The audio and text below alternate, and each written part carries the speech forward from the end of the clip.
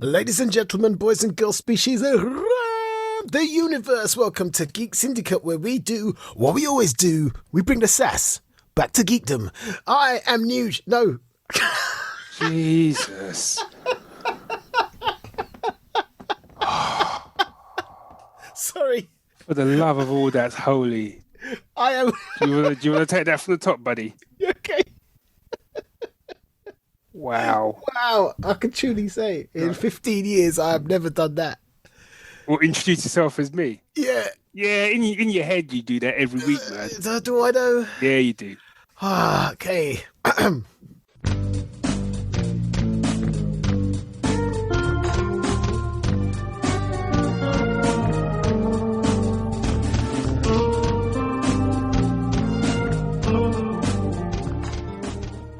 Ladies and gentlemen, boys and girls, species around the multiverse, welcome to Geek Syndicate, where we do what we always do, bring the sass back to geekdom. I am Monts, and I'm Nuge, a.k.a. Barry, a.k.a. Nuge gonna give it to you. He gonna give it to you. Nuge gonna give it to you. He gonna give it to you. I don't know the rest of the rap, but I just wanted to hail up DMX, who passed away weeks back. But do you know what I mean? I just wanted to hail him up. So, yes, we are back for another special look at the Falcon and the Winter Soldier. And I think before we get going, I just want to say a big thank you to everyone that kind of commented on it, really. It's kind of like the most feedback we've had in a long old time. I was getting stuff from my personal Facebook page, a couple of emails as well, and it was just... You got emails? Yeah, did I? Okay. I could be imagining that, actually. Oh, okay. But it was quite moving. The amount of people said it kind of moved them to tears as well. I kind of underestimated the impact. Yeah, so did I. But no, I found that quite moving. Yeah, so, thank you to everyone that listened and commented. It was appreciated and a few people have said, it's not, they know that we don't often really go there in a public setting, in a public forum, as it were. And yeah, it was good. So obviously episode 6 is aired, which is the last episode of the series. And before we really get going into it, I want to say there's going to be spoilers. So if you don't want to be spoiled, then you shouldn't be here. Get out, dodge. Pick up your coat, tip your ass out the door. Leave your coat. It'll just slow you down. Do you know what I mean? Yeah.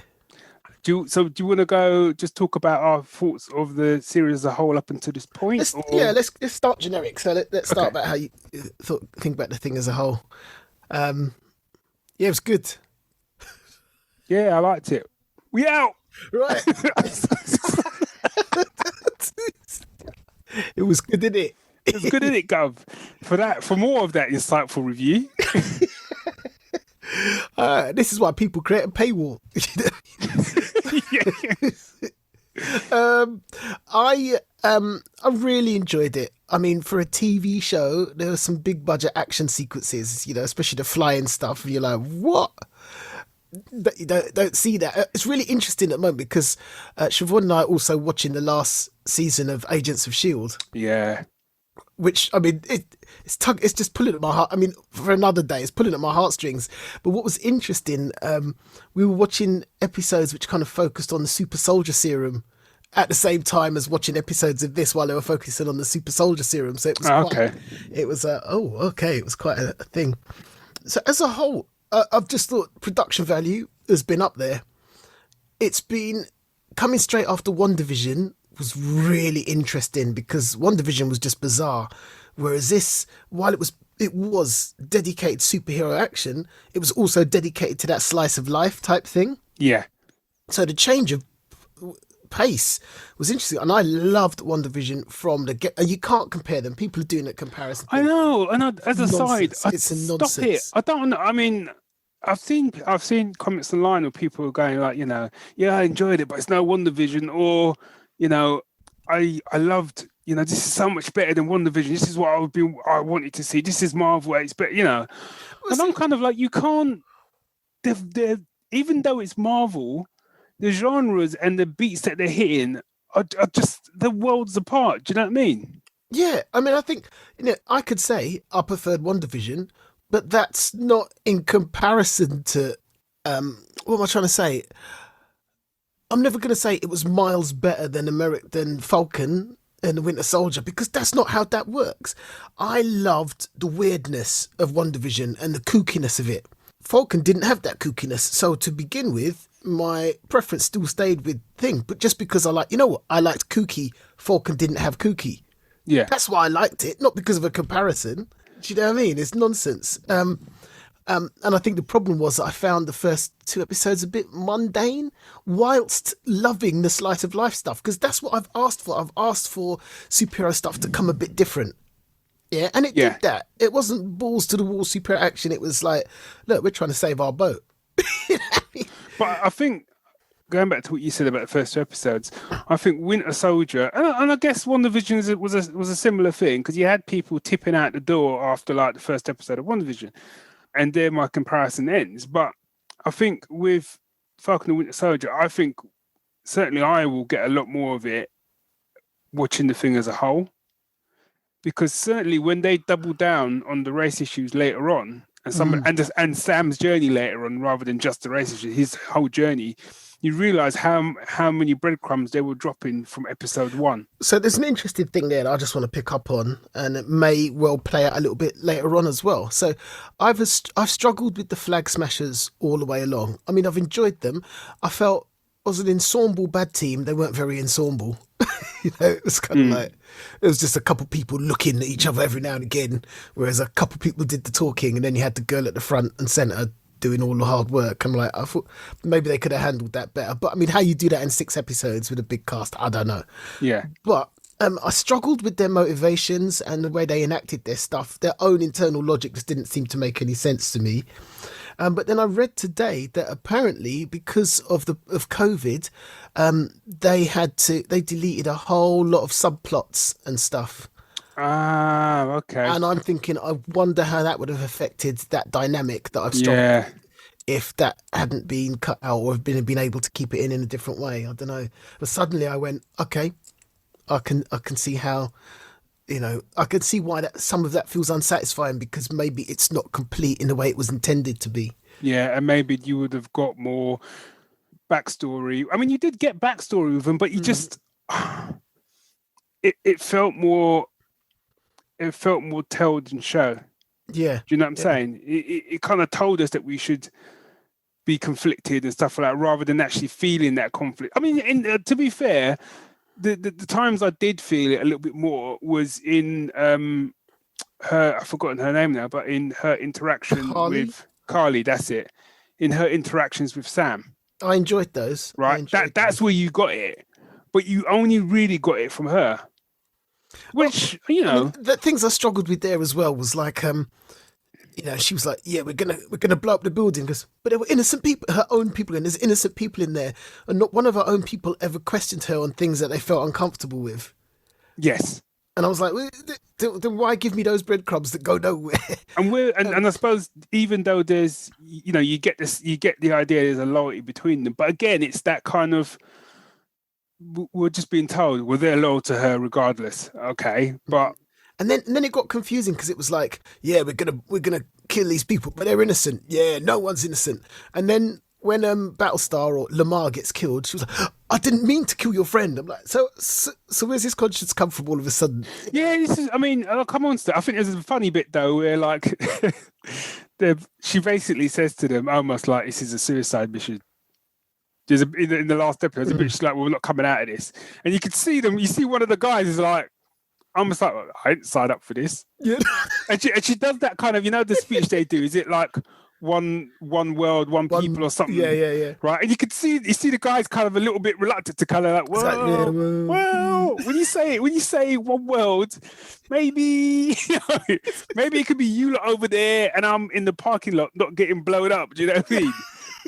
Like, yeah. And like the other thing as well was right at the end with Sam, she she makes out like she's about to shoot him, and then she gets shot by Sharon, which we'll come on to. We'll come on to that.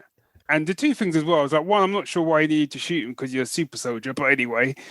And two, when he kind of is holding her, she's dying, and she's kind of, oh, I'm sorry. I was kind of like, what are you apologizing for? Are you apologizing because you were gonna kill Sam and actually you actually liked him, so you didn't really want to kill him?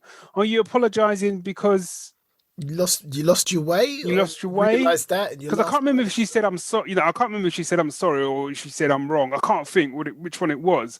But I would have found it a bit more of an interesting dynamic, and I think in keeping with her character, if when she died there was no remorse is the wrong way to put it, but almost like she's still on mission. Do you know what I mean? Yeah. It's kind of like, this won't end. The whole point. Yeah, it's like this won't end with me, and the whole idea of what they were doing was the fact that they were probably going to die, but they would become martyrs. So in many ways, she's fulfilled her mission.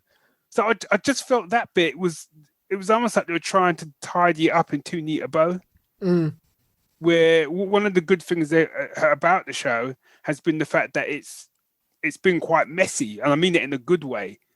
Yeah. The answers haven't been clean cut, whereas that bit felt a bit, I'm not quite sure where you're going with that, So for me, overall, like you said, echoing everything you said, I enjoyed it, production value. That first episode, I had to keep telling myself I was watching a TV show and now I hadn't just rented a Marvel film or something, because the production was just off the scale. Yeah. And once again, in that last episode, production was off the scale. A lot of the Falcon stuff that Captain America was doing, do you know what I mean, was just brilliant. He did a move with them wings where he kind of landed and he kind of put the wings over him, and then like a helicopter hit the wings, and I was just like, yeah. And there's a bit he was kind of getting pushed back and like the wings dug in. Yeah. And then like that techie part of me was going, so how's he controlling them? How'd you control the wings? Do you know what I mean? It's like Wakanda's built a minute, so do you know what I mean? That's all I told myself. I was like, well, that's what you get when you get Wakanda goods. Do you know what I mean? It's quality goods, isn't it? Do you know what I mean? Quality goods. Quality goods from Wakanda. Do you know what I mean? Yeah. Made in Wakanda. I'll probably be able to control this with a mere thought. Do you know what I mean? Something to play of muscle, and I'll be able to. But I think what's good, and then I do want to come back to Sharon, but I just want to say this quickly. I think what was good about the fact that, which is what we said last week, was like his suit better have wings, was the fact that they'd spent so much time and effort showing you just how, even more so than they've done in the films with him, how he's able to use his wings and his rocket pack to, like it's an extension of his body. Do you know what I mean? Yeah. So for me, if he'd come out with the Captain America suit and there hadn't been any wings, for me, you'd be losing. Well, the wings go deeper. In my mind, it goes deeper than that, because he's like going. Yes. Yeah. I mean, okay, let's talk about that later. We'll get onto that. That whole end of it is so many. There's a lot of layers to that. We'll get onto that. So one of my criticisms, and that I don't know if it's to do with like what you were saying about the COVID stuff and the fact they had to cut subplots, was Sharon Carter. Because to me, I got big problems here. It was so first off, I've got to buy the fact that I know the fact that she kind of got, everyone was hunting her for 5 years and blah blah blah. So one, I got to buy the fact that Peggy Carter's niece, right, is gone bad with the influence of Peggy Carter in her life. She's gone rogue, and not any rogue, like properly rogue, right? So that's one.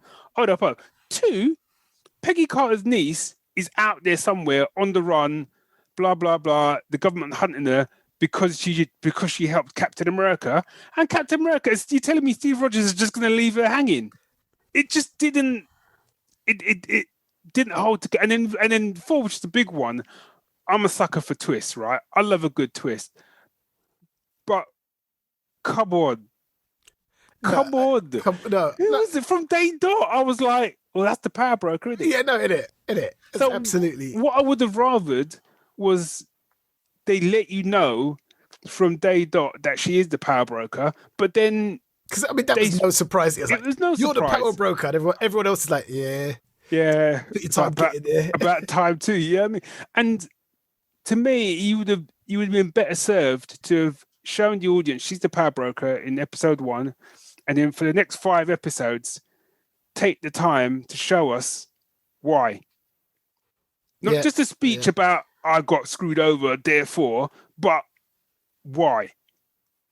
Yeah, You know, because in my mind, number one, she was a shield agent, and not just a shield, a good shield agent. yes, Yeah, and when it became clear that Hydra had infiltrated shield, she put everything on the line, doing the right thing. yeah. Yeah, and then she threw her life in the toilet, doing the right thing, which is why she's ended up work. So she went to those. She knew the consequences of her actions, and she chose to do the right thing all the way. Yeah, that's a character I can get behind. You just gone and turned her into someone who has wormed herself back into the government so she can betray secrets to the highest bidder. It just don't fit. It don't fit. It don't feel right. It doesn't work. And I'm not just saying it because she's a, you know what I mean? I'm not just saying it because of what you said and the, you know, the stuff that she's done, because we've seen other shows they've taken heroic characters and they've gone bad or whatever. But you see the arc, you see the journey, you understand why they become the way they become. Whereas what they did with her, they literally just took her and they were like, yep, she's gone dodgy.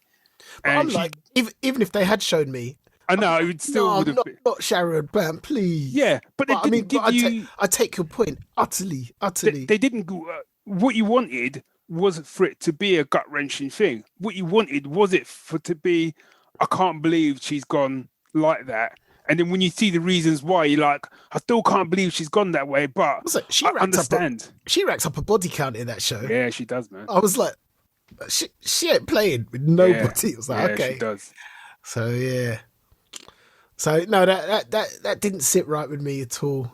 No, and I think from a narrative point of view, it didn't sit. And some people have said, oh well, you know, maybe it's a long game Marvel are playing. You know, maybe she's like undercover or something, blah blah. And I'm kind of like, if that's the case, I would have rather you hint at that a bit better. Then I'm gonna have to wait until movie number 5 before don't be doing that kind of stuff.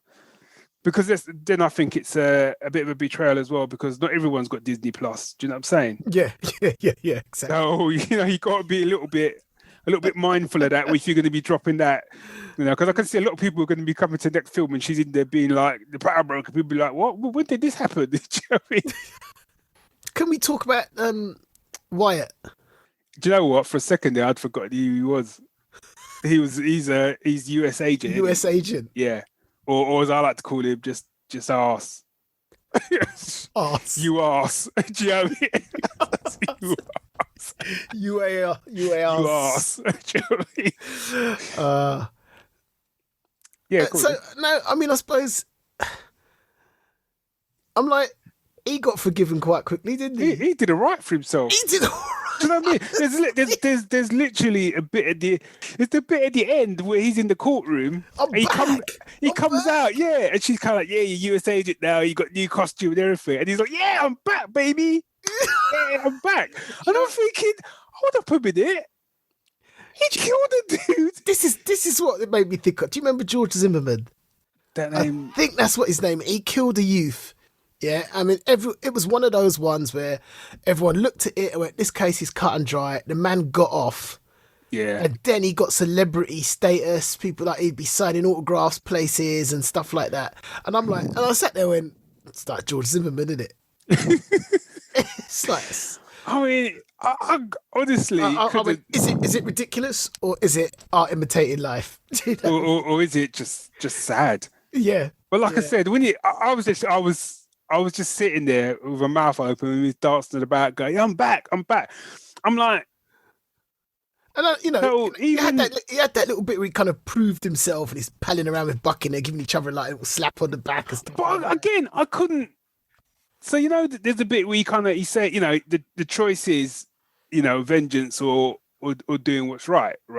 Because you can run after Carly or you can save the bus full of people. And you save the bus full of people, right? That's all good, but that doesn't undo everything. It's not maths. It shouldn't be because you saved 10 people there that erases the dude that you beat to death in the middle of a public square. I saw this meme where like, they had him going, I had to kill him, he killed Lamar. And then someone went, and the response was like, cool motive, still murder.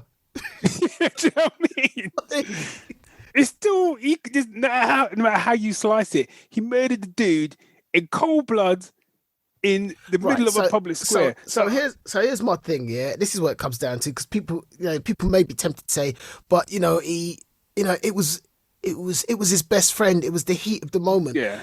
My problem is when you have been given power over other people, you are taking on the responsibility to deal with the heat of the moment. Yes. That's your job. You're supposed to be, and also you're supposed to be trained to deal with it. So here's my point, and this is where I'm going to get a bit vexed now, because I've been party to some discussions this week about the cop that shot the 16-year-old girl 4 times. Is this the one that you said the kid was holding the taser? No, sorry. The copy said she thought it was a taser. No. This is another one, B. Oh, shit.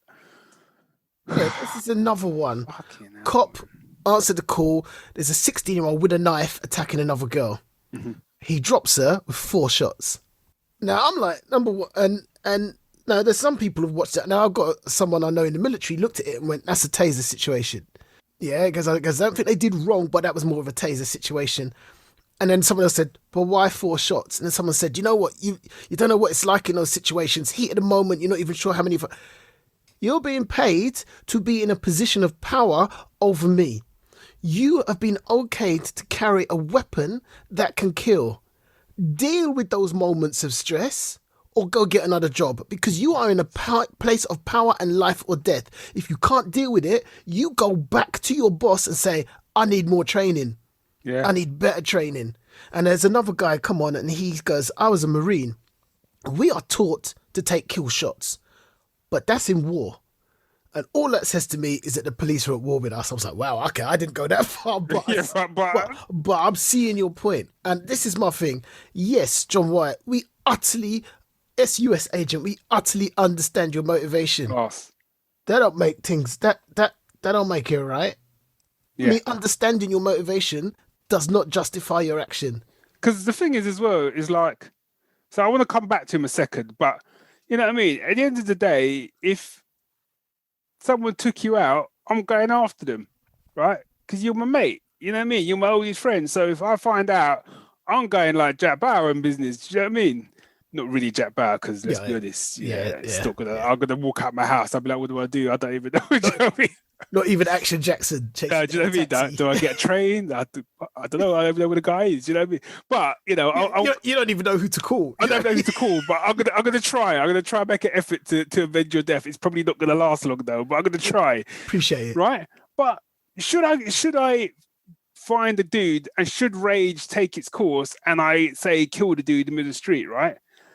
I can say, you know what I mean? I was acting out of vengeance because I wanted to.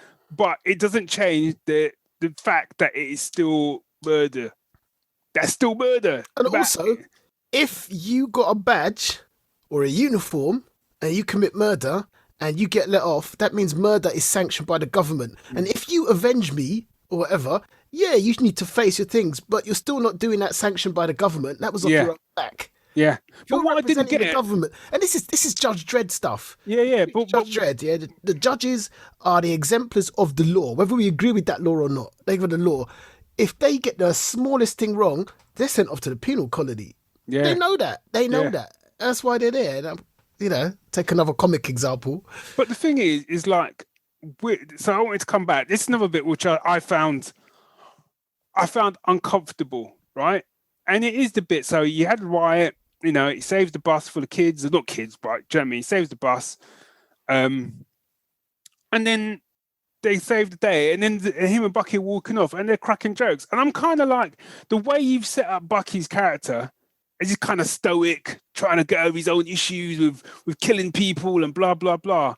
And the guy who used your best friend's shield, the symbol of his own level of justice and virtue, to beat a man to death, and you're cracking jokes with a dude just because it just, there's a couple of things. I mean, and that sounds like, you know, because after last week you were singing its praises. I'm not saying I didn't love this episode, but there were things in there that I had to just call out. Do you know what I mean? Yeah. And that for me was one of them. It didn't drop for me that they would be cracking jokes, and it kind of trivialized what he'd done in the previous episode. And the fact that when you come out and he's like, "Yay, I'm back, baby," and you know no remorse and you know what, whatsoever. But that whole bit would have dropped easier for me if it wasn't the courtroom. Because if she came along and said, right, you know what I mean, we're gonna have to go in the back door now. Yeah.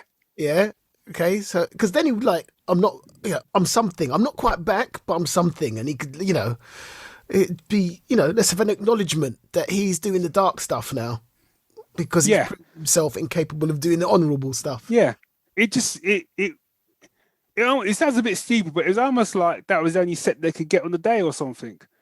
Yeah, maybe. Do you know what I mean? It felt like a really weird. Maybe. Why would you be in that? But I think maybe they were saying something. Do you know what I mean? Maybe they were saying something, but I don't know how well it necessarily hit home. I'd have liked to have known a touch more about the Contessa, or whatever she's called. Yeah. That there seemed to be a bit more set up for the future than certainly there was maybe in WandaVision. I don't know. So am I right in thinking they announced a Captain America movie? Yes. Yeah. Yes. So maybe if that's what they knew they were doing, I would imagine we will see US Agent in there. So also, you know what? Sorry, I can't let this go. So Lamar's dead, and it's not been that long. And he's still going. I'd be like, yeah, okay, I'm back for you, Lamar. Something, man. If you were died, I'm not. I wouldn't be over it that quickly. Yeah, this hasn't been. We've had a resolution, but my boy is dead. Yeah, I would be like, yeah, baby. So, he's like, yeah, fuck Lamar, man. I'm back. You know what I mean? La who?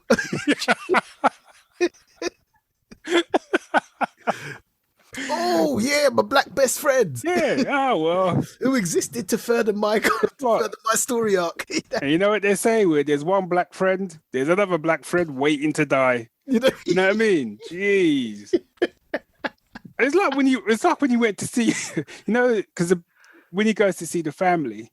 Yeah. That's not in episode 6. It's in the previous one. Oh, okay. He goes to see the family, right? Yeah. And he's chatting to the parents, and the parents are kind of like, oh, did you get him? And he's lying, and he's like, yeah, I've got him, whatever. You look at his sister, Lamar's sister. She knew the score, man. She knew the score. She knew the score. She's just looking at, I got you, man. Yeah.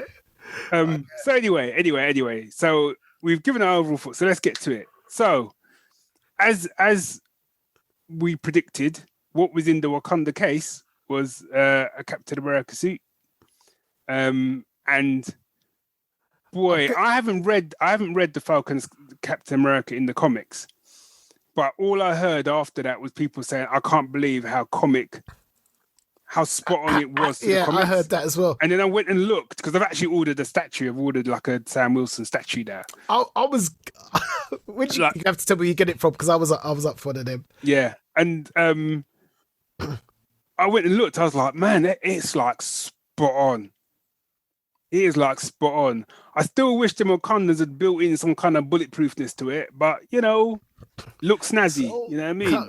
So unpopular opinion now. So I salute its accuracy. You didn't like it, did you? I thought it looked a bit silly.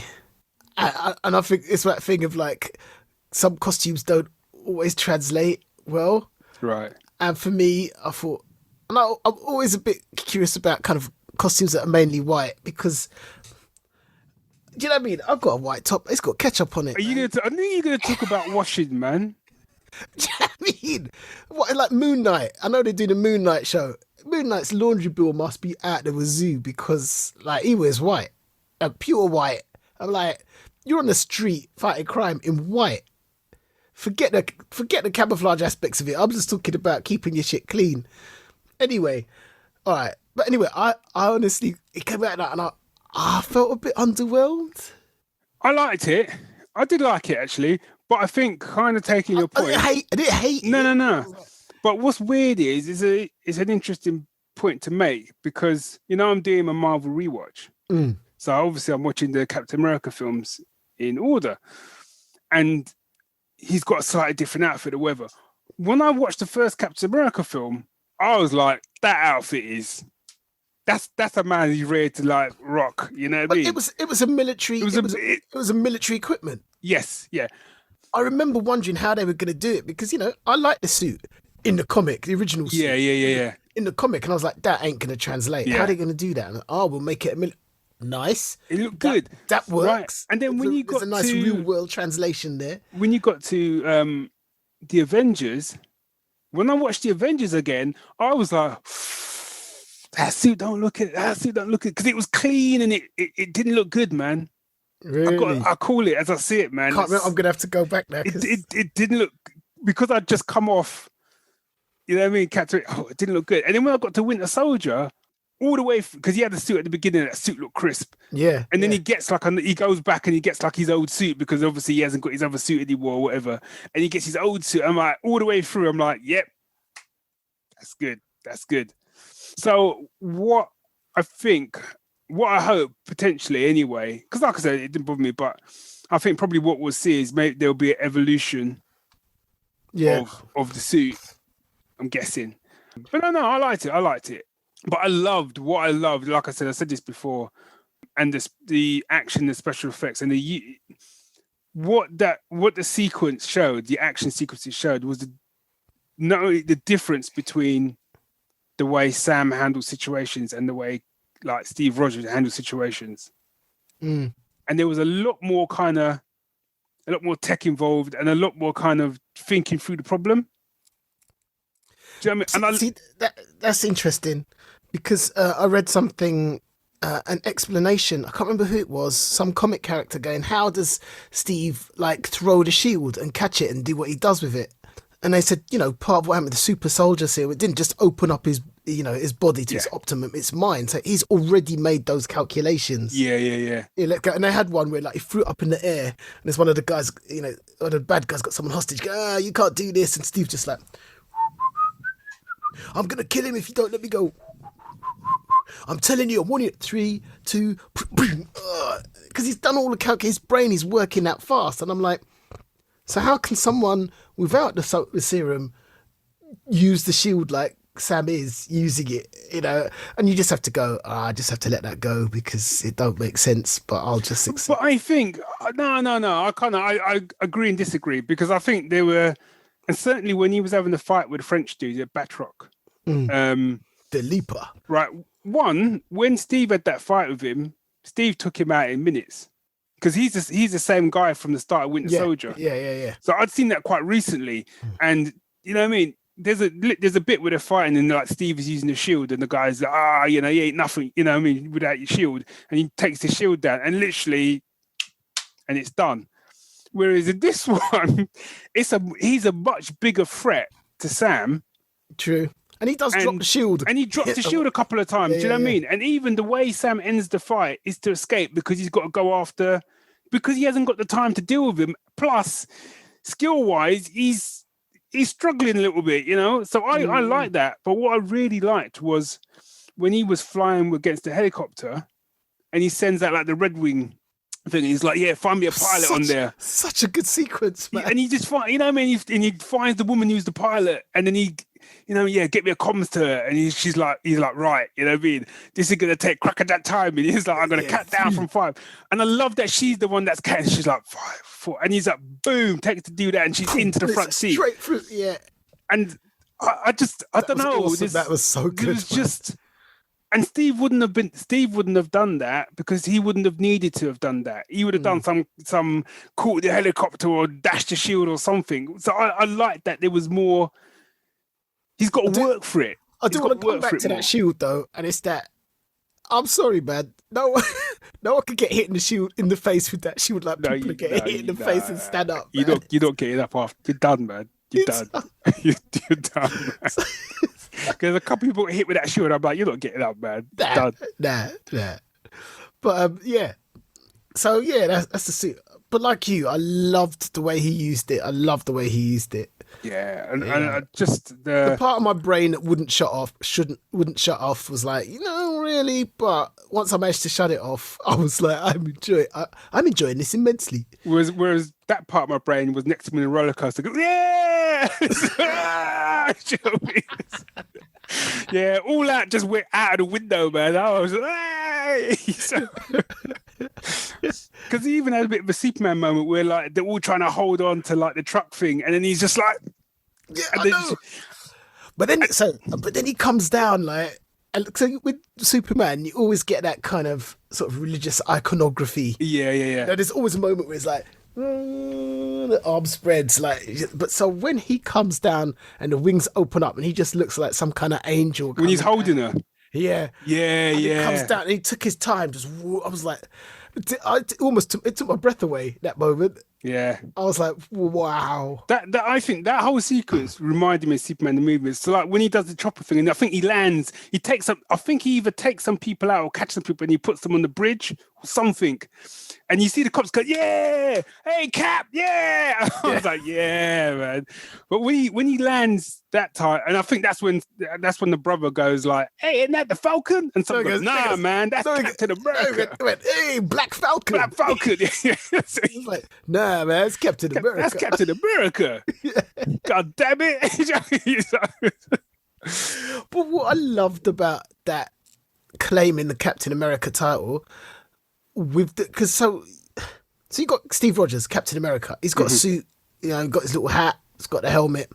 Then John White comes along. It's Captain America. He's got a suit, he's got the shield, he's got a helmet. Sam comes along. He's Captain America. He's got his own version of the suit. He's got his wings. So he's taken the title on his grounds. On his terms. Sorry. Yeah. And I was like, that, you know, because we're changing the narrative of Captain America right here. Yeah. And I'm like, I think, you know, Steve Rogers' whole thing. Here's the shield. It's yours. It's not mine anymore. Do what you want to do with it. Do what you want to do with it. You know what I mean? And I think there's a bit, I'm sure there's a bit in there where someone goes, who are you? And he's like, I'm Captain, you know what I mean? He's like, I'm Captain America or something like that. And I was like, yeah, you are, man.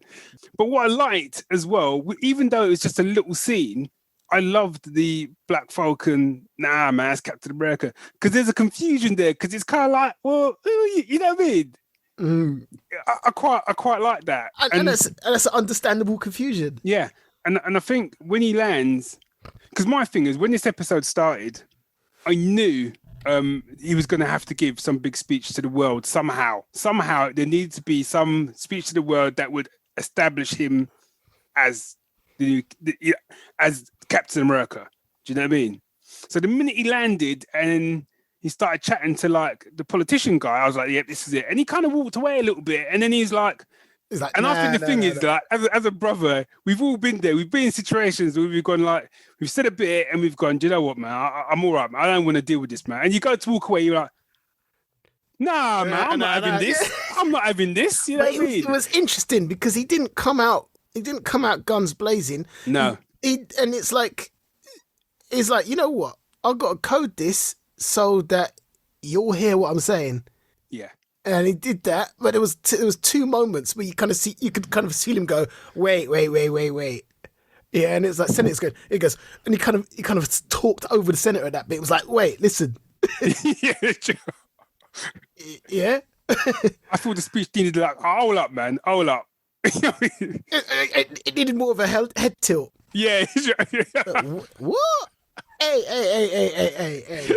We needed a head tilt. You know what I mean? You need to back up, man. Hey? You know what I mean? Whoa. But it was a.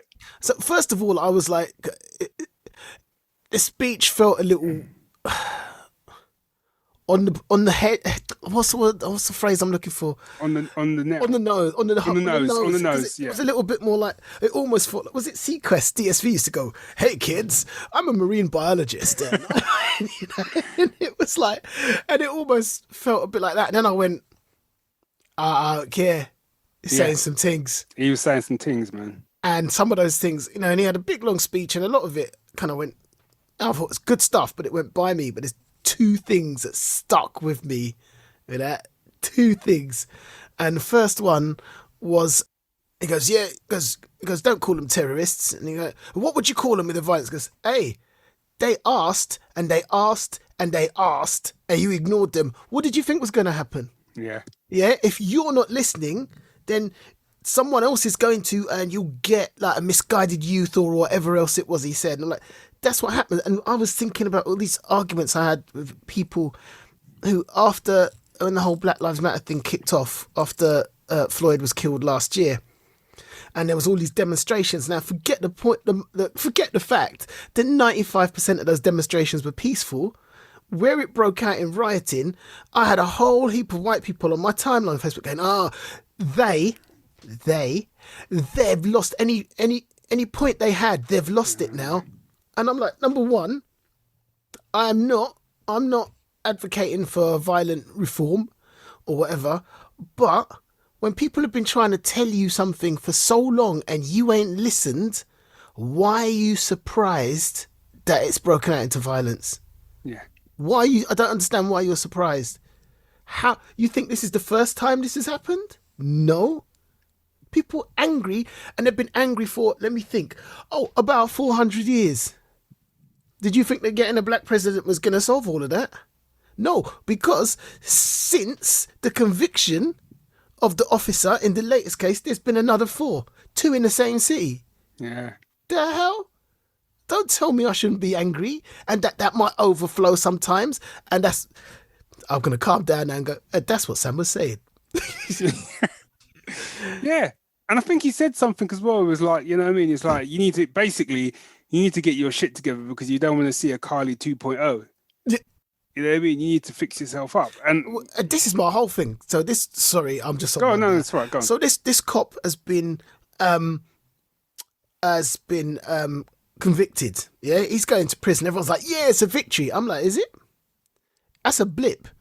Because there was so much hanging on this. There was no way they weren't going to sacrifice. He's got to be an example. Do you know what? I thought... What matters now is that this continues to change, or this conviction means shit. Yeah. Sorry, you were going to say. Yeah. I mean, as I said, that's another... But I kind of agree with you. He's like... I didn't want to sort of go like 100% of the dude's going down, but like, I'm like, there's no way they're going to let that... For that one guy, it's just too big. You know what I mean? It's like, you know what? Yeah, sorry, mate. You have to take one for the team because we can't let that. But like you say, you know what I mean? It's about what happens afterwards. And you'll get riots 2.0. Yeah, and again, when you have those riots, it's not about the riot. It's about what happened before. It's about what happened to lead up to it. And it's kind of like... Those riots weren't about George Floyd. No, and it's kind of like when we had... And it is going back, but that's the thing. It's going back. When we had the riot in Tottenham, and a lot of it kicked off because, you know, a woman she'd had a heart attack during the police raid, and an old woman. Yeah, it was actually like a kind of distant like relative of mine. So I know the kind of inside track to it. Do you know what I mean? So when they say the cops were in the house and while they were doing the raid and she had the heart attack and they were trying to get them to call the ambulance and they didn't and blah, blah, blah. And it all kicked off. You know, there was a demonstration even before they had the riot that evening. There was a peaceful demonstration, right? And then obviously we had the riot, and that's all we hear about now is the riot. I mean, hell, that's what I talked about. But again, what people don't see was the years of just the stop and search stuff and just the hassle that you got from the police. The fact that a friend of mine got arrested. He got arrested after, because what people don't talk about was the aftermath of the riots. We're like, I was proper afraid going to school because there was like a police van in every corner. The police presence just got ramped up. Yeah. And we were getting, you were getting shouted at by police and stuff. Because obviously, going back to the riot thing, a colleague, let me finish. A colleague of theirs had been murdered, right? So, you know what I mean? They're angry. They're looking for someone to take it out on as well, And I remember they nicked a friend of mine and his brother, took him to separate police stations. They beat him. I know they beat him or whatever. Yeah, I'm not gonna say his name to protect him. I'm not gonna say his name, but his brother. No, it was him. It was him. They made him. So I used to go to school with him. So they made him sign. He signed like a 50-page confession or something. Whilst in police custody, naming names of other of people at the rise, even though he wasn't at the rise. But the police they knew certain faces they wanted to get. Do you know what I mean? So he named names or whatever. And I knew he couldn't have signed that document because he couldn't read. He couldn't read. He couldn't read. I knew he couldn't read because I went to school with a dude. I knew he couldn't read, right? To the point of he then had to leave Tottenham because he'd named the wrong people. And if they'd caught up with him, it's game over, mate. And I remember seeing him. I saw him like years later before I left. You know, it was a few years before I actually left sort of London. And he was just popping in to see his wife. Sorry, he was popping in to see his mum. And it was literally a sweeping visit because he couldn't stick about just in case. And this was like, what? I don't know, 10, 15 years later? You know, and that's the legacy of these things. Like, it's not as cut and dry as cut as dry. Anyway, man. Anyway. Yeah. Back on it. So that it was a good speech. It was a good speech. And there was the second part of that really got me was when he said, because he goes, we're doing what's best for everyone, and he's like, and who's in the room? And that was another moment where he was cutting and went, and who's in the room when you're making them decisions? That was a line. I'm going back now too. Okay. Back when, so we were heavily involved in, we used to went to a lot of comic conventions, and as comic conventions, organisers became a lot more aware that diversity and lack of representation rather than diversity was a problem. Started to do like diversity panels. How many were there when you looked at diversity panel? There was no one diverse on it. I just remember a few, and it was like, what? It was like, what? And then after that phase was the phase of ringing you up to get you on, because you know what? Here I am. I can talk on a number of things. Yeah, I've offered myself to talk on a number of things, and the only thing you want me to talk about is a diversity panel, where actually true diversity is just letting my face be seen talking about the number of things I'm qualified to talk about. Yeah, and my thing is, it's one of those things of, it's a regret. It is a regret. But at the same time, especially if you're at a convention to launch something, getting on a panel. And I did get on panels just off the strength of it, but getting on a panel is a good thing because you're at the convention. So people see you up there chatting, they see you, they come talk to you, they come back to your table, buy the goods, But if I had to do it over again, I would turn down diversity panels. I wouldn't do them, because like the amount of times I went to the comic convention organized, because people always used to say as well, like, well, if you want to, if you want to be involved, then you should be up front. Where are these guys? You need to come and talk to us. So I did. And a lot of the time, what happened was like, yeah, okay, we'll get back to you. And that's fine. At the end of the day, you've got big names, you want to get in. I get that. I know it works. I see it from both sides of the table. But 9 times out of 10, when it did come back to me, it would be like, yeah, we'd love to have you. We've got a diversity in comics panel. You'd be a great fit for that. Probably because I'm the only brother you dumb enough to go on it. And then obviously you kind of sit there and you introduce yourself, and you talk with passion and you talk about all your stuff, and then it just descends into an hour-long talk about why you're so upset about the fact that you're black. And I always leave those with a bit of a kind of sour taste. I always leave those with a kind of like, even though some of them, good things have come out of it, people have come up to me afterwards, we've had great conversations, they've come to the table. So I'm not just saying it's a horrible, bad thing, but I'm just saying for me, what I take away from it is I'm kind of like, why did I feel like I've sold, I feel like I sold a little piece of myself. Do you know what I mean? Compared to when I've just been invited onto a panel just to talk about my project. So to talk about being a podcaster, So Shane Chesby is he runs some conventions around Birmingham, and he's always had our backs, really. He's always been there right from the beginning. He gave us our first ever panel at a convention, and our last ever together. Actually, what was my point? Oh yeah, so he asked us to organise a day of panels at a convention. And we had a big discussion about what a diverse day of panels would look like. And it was a really, really, really simple answer. It has diverse people on it. It was as simple as that. And, not necessarily talking about diverse issues, just talking about stuff they know about. Are qualified. It's not the same. And it was like, and if you came to that panel, there was gay people, there was Asian people, there was black people, there was white people, there was men, there was women, just talking about stuff they knew about. And there was one person, and I'm not going to get specific, one person who has been around for a long time, owns comic shop, runs their own convention. Longer than we have, runs their own convention. A person of colour, to use a phrase that I hate. And afterwards he said to us, I really enjoyed that, guys. That's the first time I've ever done a panel. You're an authority. You're an authority in this. And it took us. I mean, what?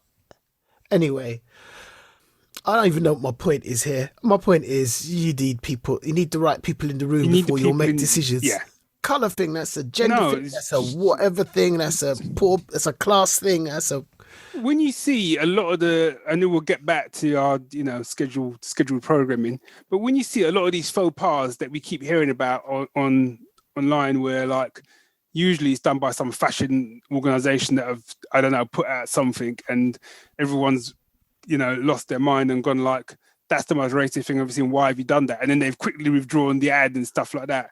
And you can almost see them in the boardroom going like, well, where did we go wrong? And you look around and the whole boardroom is just a sea of white faces. It's like, I'm telling you, all of those things that you've done wrong, whether it's a sexist, racist, homophobic, whatever, you haven't got that representation in there. Because I guarantee you, if I was sitting in any of them rooms, I'd be like, I don't think that's a good idea, I just got to say.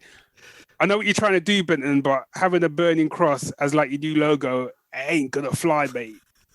I'm just saying, it's not gonna work. You know what I mean? Because that is what Sam is saying. Who's in the room when you're making these decisions? And going forward, people that are listening, that organise conventions, that are involved in these sorts of things, across the board, I include myself in that as well, because diversity isn't just black, isn't just people of color. Diversity is across the board. Think about who's in the room with you. Look around and ask yourself, the people we got here are going to be the best to come up with that kind of varied mix that we want, or do we need to go outside the box? You don't even have to have them in the room permanently. Just go and talk to some people. This bit. But going back to it. So Sam's speech, I thought it was a really good speech, and obviously it was filmed, and obviously but for me it wasn't the speech that got me, right? What got me was two things that came out of that speech. Three things, right? One was Bucky watching it. It was Bucky watching it, and then something happens. It's just the way he was just watching it. It was just like, right? Two was obviously Isaiah's reaction. Yeah. Oh, Isaiah, we got to talk about. Yeah, right. Yeah. His reaction was. It just got me, man. You could see him sitting there, and this was the man. And that's what I liked about this show was it allowed character growth without betraying the character that you set up. And what I don't understand is you did it really well with some characters and other characters you didn't, and maybe some of that was time. Because this was a man that had basically said to Sam, do you know what I mean? You put on that suit, you're betraying your kind. Any man's going to put that suit on, do you know what I mean? He's betraying your kind. No self-respecting Batman's going to pick up the shield. And there's the man that you were talking to, like, 2 days ago? He's there on TV with the shield chatting. But Sam's speech is so it's like he's talking to Isaiah, do you know what I mean? And Isaiah's just sitting there, and you can see, like, there's a pride in him for Sam, more so than, he's not even worried about the shield. It's the pride in Sam that he's kind of taking a stand. And that he's in this, the world as we are now is allowing him to make that stand. And what is really interesting is when they're face to face again, he he don't hold back. He goes, yeah, you set yourself up for a hard time, man. Yeah. And he set himself up for a hard time for everyone because to be Captain America... Can I just say, before we move on, I would just want to say my last sort of bit for that, my last bit was when he walks off and Bucky drops some joke on him where he's kind of like, yeah, I heard you say something about blah, blah, blah, you know what I mean, black guy or whatever, right? And then, which I thought was quite funny that he dropped it, you know what I mean? Because they're buddies now, right? And then when they're walking away, he just puts a hand on the shoe and he's like, nice job, Cap. I was God. I was God, Monts. I was God. Because, like I said, when you're doing that Marvel timeline we watch, it gets you. So I've seen that kind of Steve Bucky friendship going through, right? And now this other man is carrying his best friend's.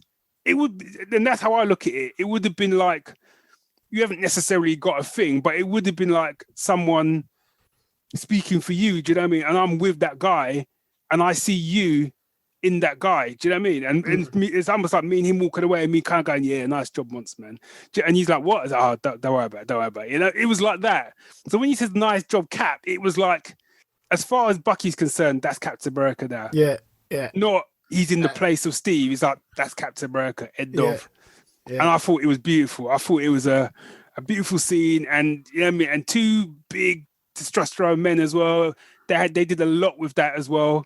Do you know what I mean? Just I thought that was wicked, man. But yeah, Isaiah hit it. So when he was talking to Isaiah, and I just dropped it on him. You've just given yourself a hard thing because no matter how much you've proved yourself, there's going to be elements that don't accept you, Sam. Full stop. And no matter how much you have taken Captain America's mantle on your own terms, there's still going to be people who see you as someone who's compromising. And to be fair, you kind of you can't be in that position without compromising somewhat. Do you know what I mean? But it's how much you do and how you manage that. But he's going to get hassle from both sides for what he's doing. And actually, you watch fan reaction already is just from like, whatever. And he's taken, and you know, that is almost one of the bravest things about it. You committed yourself to that non-stop. That fight doesn't stop. Yeah. Do you know what I mean? People built on you, and you've taken that on board, and that's no easy thing. I think turning up and actually fighting someone and hitting them with a shield is probably the easy part. Yeah, but I think what he says to Isaiah is, and that's kind of echoes what we were saying last week about, like, you know, our parents and you know, I mean, and their struggles and us kind of coming after them, is that he sort of says, but given everything you sacrificed, I can't do anything less than stand up and fight. And I think that's right there, you know. And I think that's kind of, I think we all, you know what I mean, every black person to a certain extent is fighting Sam's fight. We ain't necessarily, we're not wearing a costume, but we're fighting that fight. We're going into situations on a daily basis where you're either having to compromise. Someone makes a little joke and you might let that joke slide, but the next joke you go, I'm not having that. You know, just the little. I think that term microaggression is a very good term because you get it on a daily basis and you see it, and you have to make your choice of what battles to fight and what battles to let go. Do you know what I mean? And like I said, I thought that scene between him and Isaiah, I thought was a really, really powerful scene. And he even says, you know, they might hate me, I might even die, but I can't not.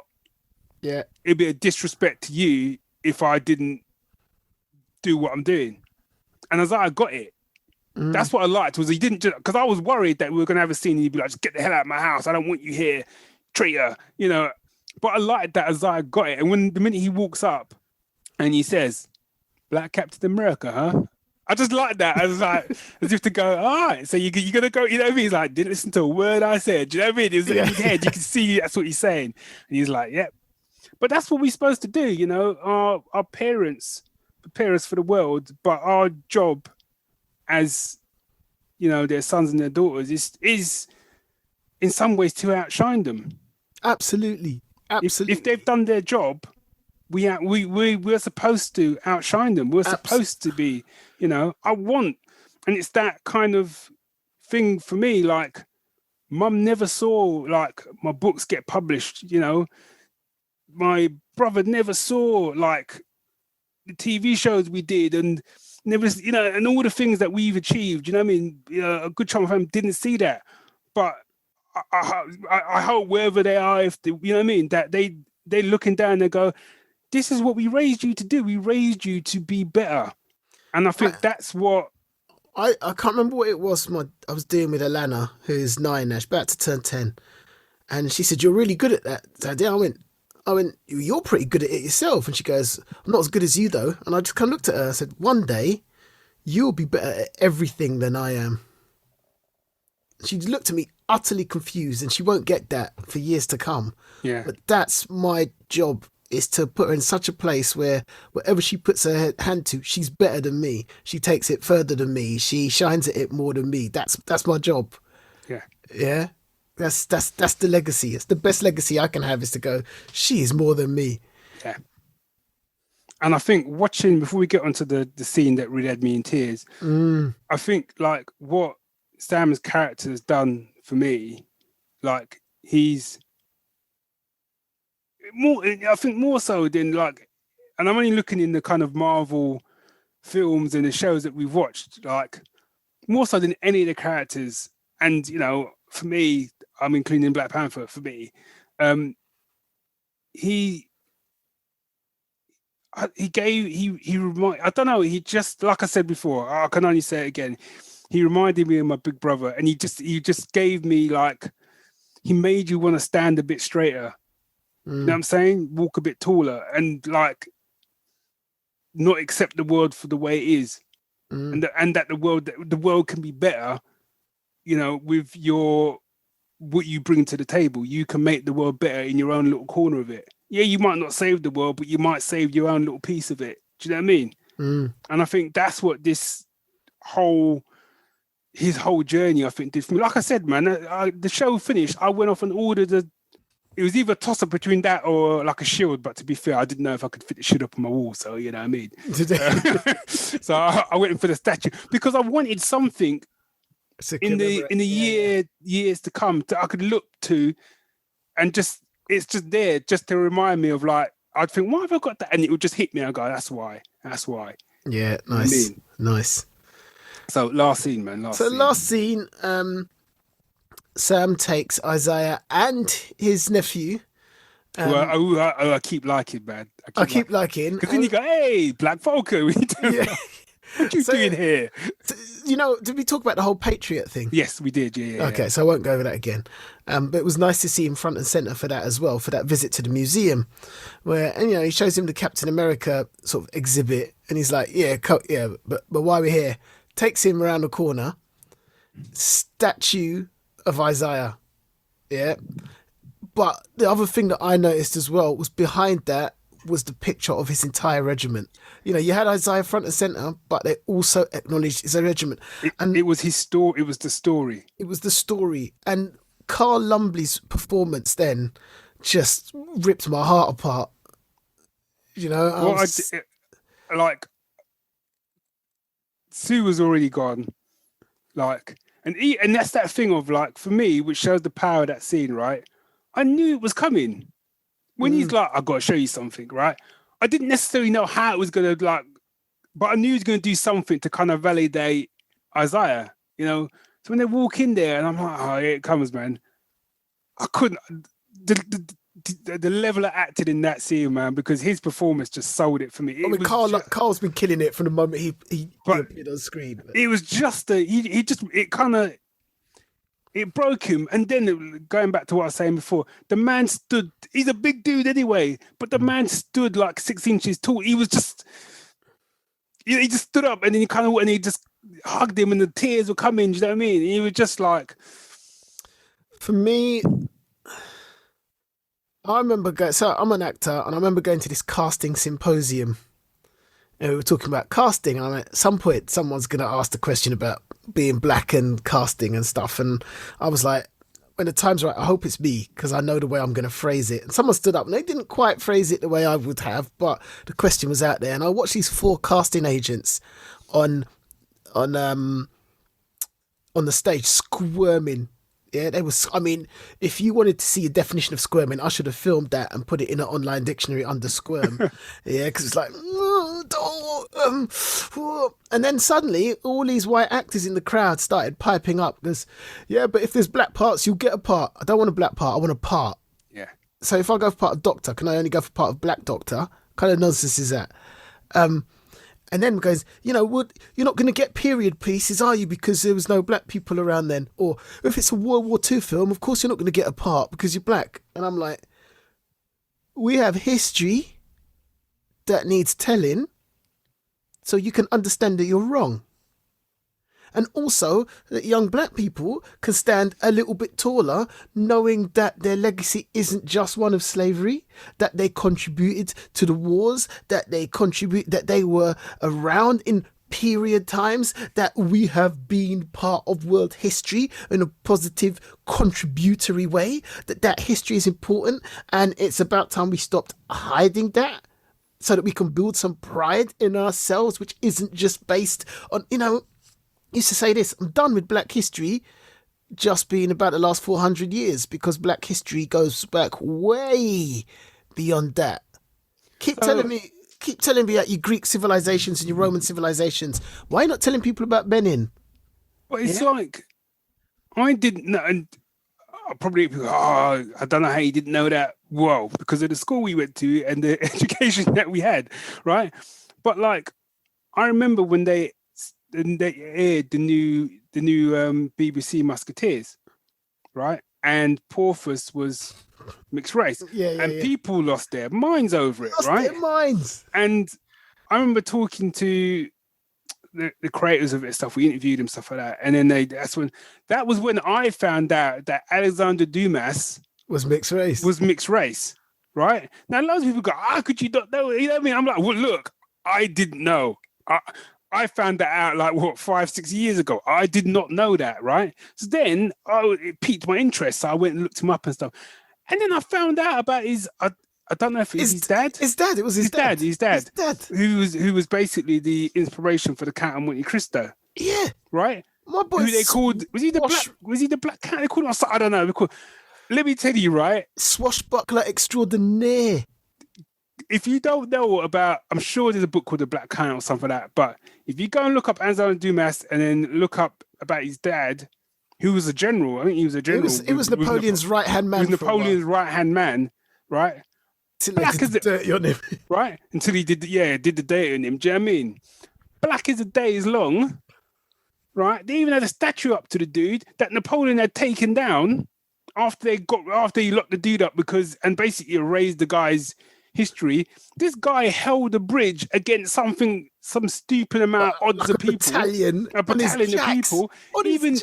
Even his enemies respected the guys. That's you know who that is. Do you know what I mean? So where's the film? But as a kid, you grow up. All right, so here's my shame, yeah?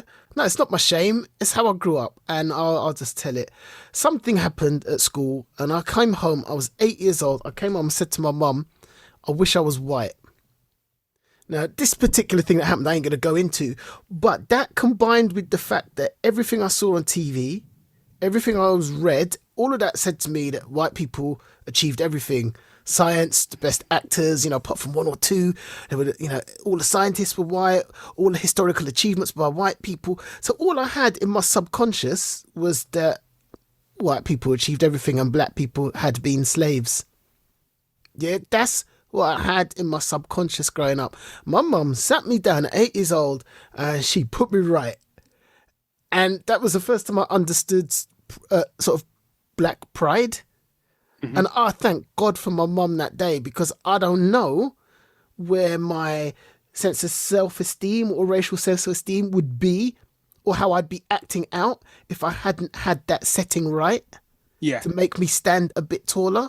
And in my mind, going, look, let's show the world, with Sam going, look, Carl, look, Isaiah, we're showing the world a small section of the real history.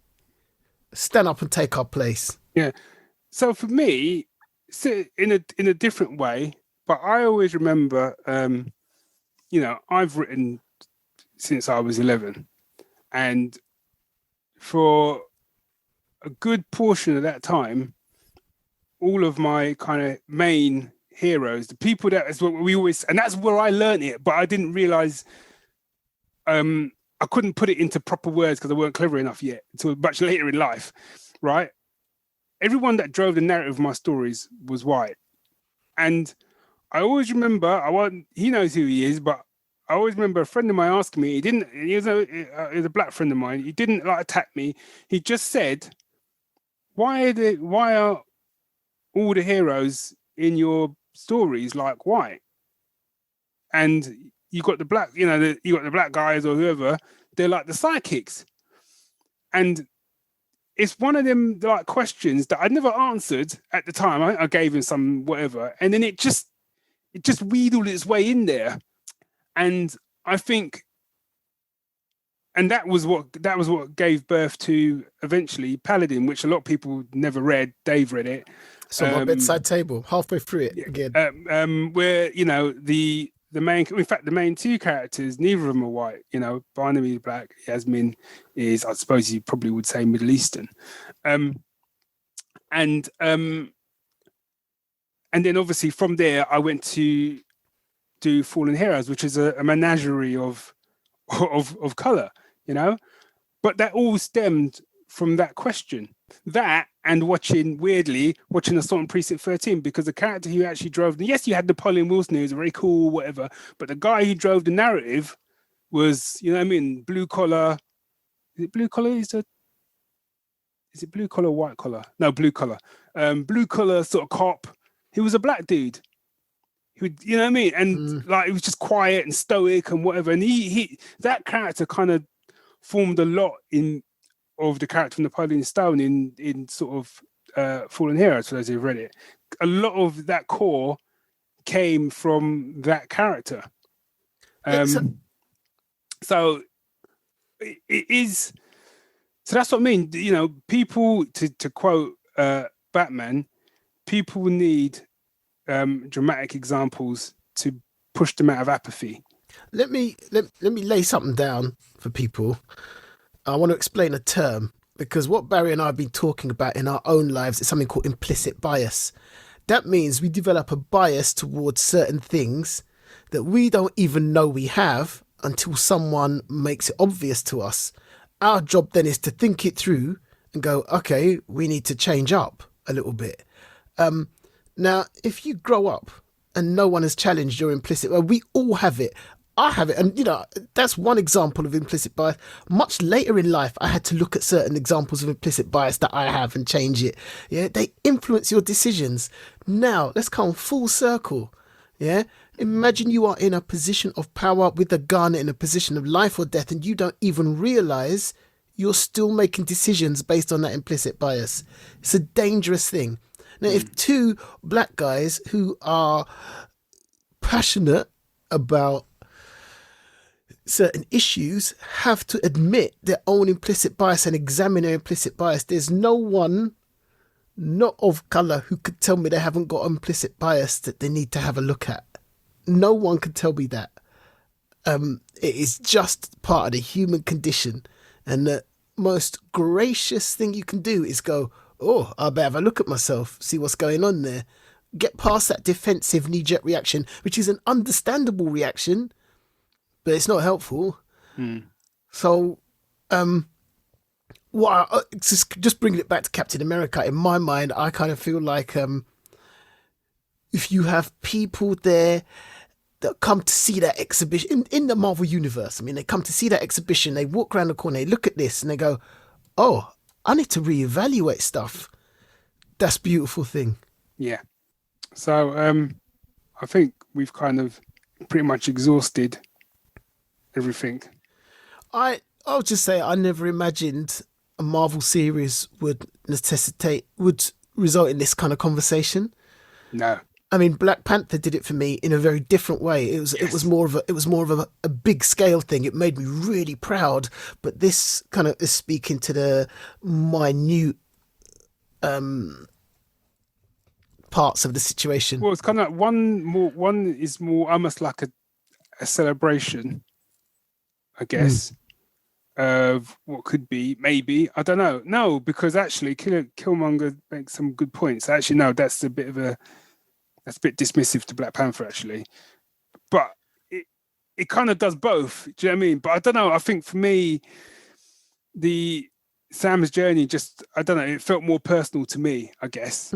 So I could kind of associate with it more on a kind of day-to-day basis. Yeah, yeah. You know? I mean, I think that's the difference, really. Yeah. And certainly some of the interactions that I've had with some of my white friends after like the Black Lives Matters, when I've had big conversations, and they've kind of you've almost seen the light come on, and they've gone, do you know what? I've never looked at it from that point of view before, and not even from the point of view of like I've suddenly realised like racism isn't bad, but just some of the more subtleties of it.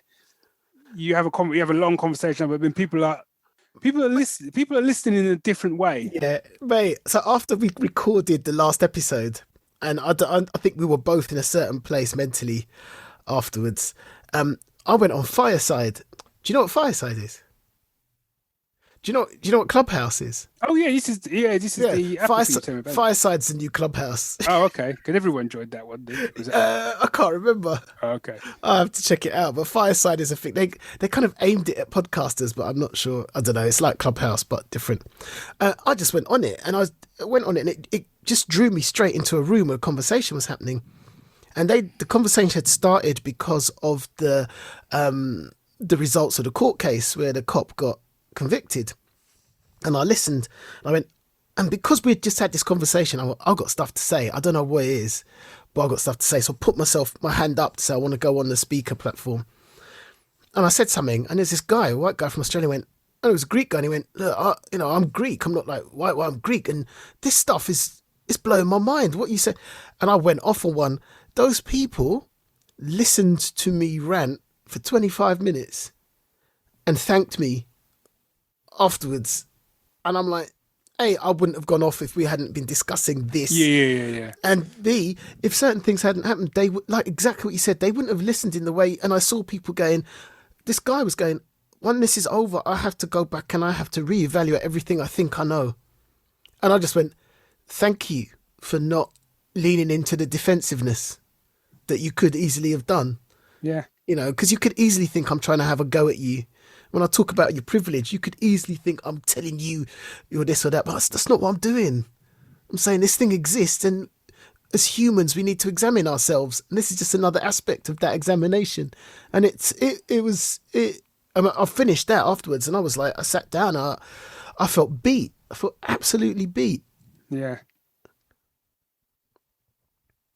So yeah, thanks for listening.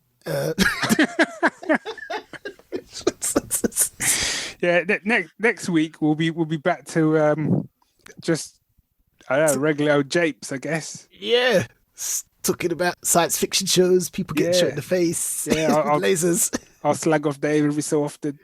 Yeah. We'll do week that was, normal shit, But I'm glad we've done these 2 episodes, and I think going forward, people might be saying, "Oh, we're going to do this." No, we're not, because at the end of the day, it's draining to have these conversations. Do you know what? If it necessitates it, we're not going to shy away from it. But it's not why we're here. Yeah. It's not a reason for being podcasters. Mm-hmm. It's just a facet. So, I was gonna say, let us know what you think, but I don't really have the energy for that. But no, let us know. Yeah, do let us know what you think. Obviously, if you're, racist cross burners, would rather you didn't. So, aside from those folks, let us know what you think. So until next time, you know where to find us, geeksyndicate.co.uk. You can email us at thegeeks@geeksyndicate.co.uk. You can find us on Facebook, Twitter, Instagram. You can support us on Ko-fi.com. Yeah, so if you've liked us bringing, if you liked us bringing the noise the last 2 episodes, then you know what I mean. Cheddar cheese, you know. That was a bit dark. Sorry, I went a bit Tottenham then. Cheddar cheese. Yeah. But yes, we have a Patreon, we have a Patreon page, and we have Ko-fi.com. So please think about donating some cheddar cheese to the show. Not actual cheddar cheese, talk about cash, because that goes back into the show.